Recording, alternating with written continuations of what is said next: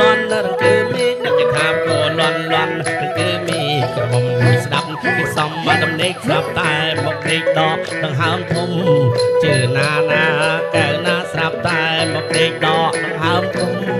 គោលន់រងគឺដីគេថាឬស័យបែកគុំ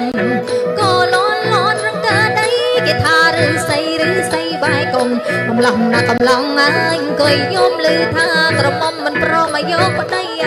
ចេណាថ្លៃណាឮថាក្រមុំមិនព្រមមកយកប្តី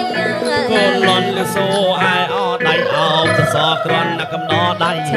គោលន់លឺសូអាយអដៃអោសសក្រន់ណាកំដដៃក្រមុំជំនុំចង់បានប្តីជន់ច័ន្ទជន់ល្អីបែកអខ្ទេចអស់ជឿណាកែវណាជន់ច័ន្ទជន់ល្អីបែកអខ្ទេចអស់លោករាំងហើយវាយំត្រសំណោះបងពលញេញងលោករាំងហើយវាយំត្រសំណោះបងពលញេញងមិនដឹងបងចាញ់ហើយចឹង